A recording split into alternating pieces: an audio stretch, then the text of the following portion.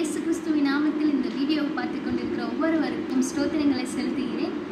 இன்றைக்கும் நீங்கள் சில விஷயங்களுக்காக சில காரியம் நடக்கணும் அப்படின்றதுக்காக நீங்கள் வெயிட் பண்ணிட்டுருக்கீங்களா? ரொம்ப நாளாக நான் ஏசப்பாட்ட கேட்குறேன், ஆனால் எனக்கு இந்த காரியத்துக்கான பதில் கிடைக்கல அப்படின்னு சொல்லி எதிர்பார்ப்போடு இருக்கீங்களா? பைபிளில் மத்தேயு 15ஆம் அதிகாரம் 23ஆம் வசனத்தில் அவளுக்கு பிரதியுத்தரமாக அவர் ஒரு வார்த்தையும் சொல்லவில்லை அப்படின்னு சொல்லி எழுதப்பட்டிருக்கிறது. அப்படின்னா அவர் மௌனமாக இருக்காரு, அவர் அமைதியாக இருக்காரு அப்படின்றதுக்கான அர்த்தம் என்னங்க? அவர் அற்புதம் செய்யறதுக்கான அந்த வேலை, அவர் நம்மளோட காரியங்களை செய்யறதுக்கான அந்த வேலை இன்னும் வரவில்லை அப்படின்றத அர்த்தம். அந்த வேலைக்காக அவர் வெயிட் பண்ணிட்டுருக்காரு, அந்த டைமுக்காக வெயிட் பண்ணிட்டுருக்காருன்னு அர்த்தம். இன்னொன்று, நம்ம இன்னும் எந்த அளவுக்கு அவரை நம்ம தேடுறோம், இன்னும் அவரை எப்படி எந்த அளவுக்கு நம்ம கூப்பிடுறோம் அப்படின்னு சொல்கிற காரியமும் இருக்குது.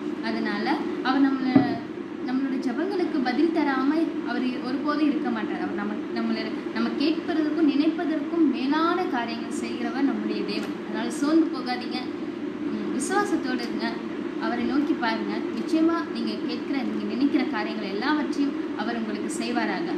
ஆமென். God plus.